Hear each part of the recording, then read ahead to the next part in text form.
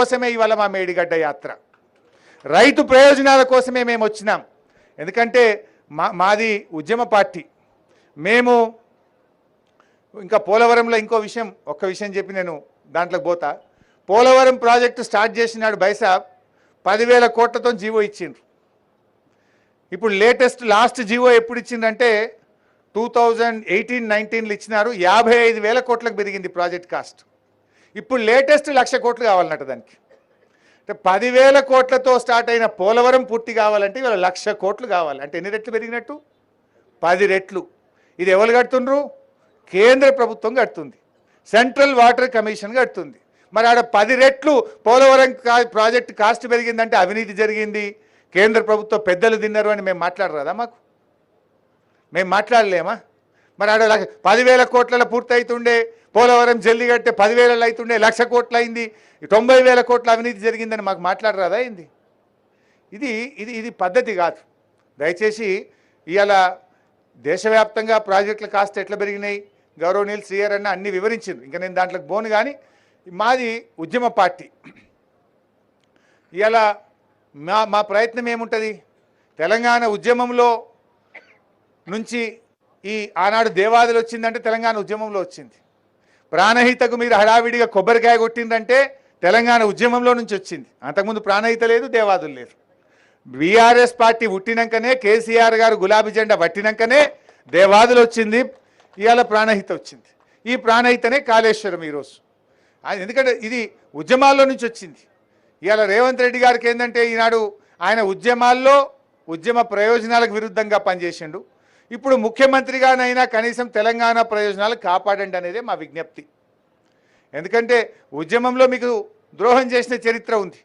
కనీసం ఒక రాష్ట్ర ముఖ్యమంత్రిగానైనా ఈ రాష్ట్ర ప్రయోజనాలకు ద్రోహం చేయొద్దు, చరిత్రహీనులుగా మిగిలొద్దని మేము ఆయనకు చెప్పదలుచుకున్నాం. ఇవాళ మేము చేసే అప్పీల్ ఒకటే, మా మీద ఎన్ని కేసులన్నా పెట్టండి, మమ్మల్ని ఎంతైనా హింసించండి, మమ్మల్ని ఏ రకంగా రాజకీయంగా దూషించినా మేము పడతాం. రైతుల కోసం, ఈ రాష్ట్ర ప్రయోజనాల కోసం ఎన్ని తిట్లు తిట్టినా మేము పడడానికి సిద్ధంగా ఉన్నాం. కానీ రైతు ప్రయోజనాలు దెబ్బతీస్తే మాత్రం చూస్తూ ఊరుకోమని ఈ ప్రభుత్వాన్ని మేము హెచ్చరిస్తూ ఉన్నాం. ఎందుకంటే ఇది ఏదో బీఆర్ఎస్ పార్టీ, కాంగ్రెస్ పార్టీ సమస్య కాదు. ఇదేదో పార్లమెంటు సీట్ల పంచాయతో, ఓట్ల పంచాయతో కాదు. ఎందుకంటే ఇది తెలంగాణ రైతుల బతుకుదెరువు సమస్య, లక్షలాది రైతుల కుటుంబాల జీవితాలతో ముడిపడి ఉన్న సమస్య. ఇది తెలంగాణ సాగునీటి, తాగునీటి సమస్య. ఇది తెలంగాణ భవిష్యత్తుకు సంబంధించినటువంటిది కనుక దయచేసి ఈ ప్రాజెక్టు విషయంలో రాజకీయాలకు అతీతంగా వెంటనే పునరుద్ధరణ చర్యలు చేపట్టాలని చెప్పి ఈ ప్రభుత్వాన్ని డిమాండ్ చేస్తున్నాం. వర్షాకాలం వచ్చి వరదలు పెరగకముందే మేడిగడ్డ ప్రాజెక్టు పునరుద్ధరణ చర్యలు ప్రారంభించి దాన్ని సేఫ్ స్టేజ్లో నిలబెట్టాలని చెప్పి కూడా ఈ ప్రభుత్వాన్ని డిమాండ్ చేస్తూ ఉన్నాం. సో ఈ రాష్ట్ర ప్రజలకు కూడా మేము చేసే విజ్ఞప్తి, కేసీఆర్ గారు, బీఆర్ఎస్ పార్టీ పుట్టిందే తెలంగాణ కోసం, తెలంగాణ ప్రయోజనాల కోసం.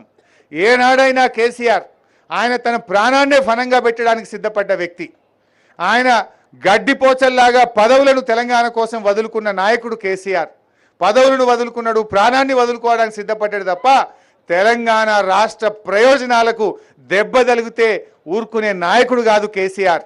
కేసీఆర్ దేంట్లోనైనా కాంప్రమైజ్ అవుతాడు, కానీ తెలంగాణ ప్రయోజనాల విషయంలో, తెలంగాణ హక్కుల విషయంలో, తెలంగాణ రైతుల విషయంలో ఏ రోజు కూడా కేసీఆర్ గారు కాంప్రమైజ్ కారు. ఇలా కాళేశ్వరం కూడా ఆయన ఒక ఉద్యమ స్ఫూర్తితో కట్టించాడు. ఈ దేశంలో ఆనాటి సిడబ్ల్యూసి చైర్మన్ మసూద్ హుసేన్ గారు విజిట్ చేసి ఇది అద్భుతంగా చేస్తున్నారని సెంట్రల్ వాటర్ కమిషన్ ఇంజనీర్లే మెచ్చుకున్నారు. ఈ పనితీరును ఆ రోజు మెచ్చుకున్నారు. మీరేందంటే ఎట్లా కోడిగుడ్డు మీద ఈకలు బీకాలి, ఎట్లా ఈ ప్రభుత్వం మీద బురద జల్లాలి, ఎక్కడైనా ఈకలు తోకలు దొరకబట్టాలనే ప్రయత్నం చేస్తున్నారు. అది కాదు మీరు చేయాల్సింది. ఎట్లా రైతులకు నీళ్ళు ఇవ్వాలి, ఎంత తొందరగా దీన్ని పునరుద్ధరించాలి, ఎట్లా ఈ రాష్ట్ర ప్రయోజనాలు కాపాడాలి. 90% పనులు కాళేశ్వరంలో పూర్తయినాయి కదా, గాయంతో 10% పిల్ల కాలువలు, పంట కాలువలు తవ్వి మనం అనుకున్న 18.5 లక్షల కొత్త ఆయకట్టు ఎట్లా సాధించుకుందాం, స్థిరీకరణ కలిపి మొత్తం 40 లక్షల ఎకరాలు కాళేశ్వరం కింద నీళ్ళు ఎట్లా బారిద్దామనేటువంటి ప్రయత్నం చేయాలని ఈ ప్రభుత్వానికి విజ్ఞప్తి చేస్తూ, ఇప్పటికైనా మీరు కనీసం సోయి తెచ్చుకొని, ఇలా అధికారం ఎవరికి శాశ్వతం కాదు, పదవులు ఎవరికి శాశ్వతం కాదు, మీరు చేసిన మంచి పనులు శాశ్వతంగా ఉంటాయి. నిజాయితీగా పరిపాలించండి, ప్రజల కోసం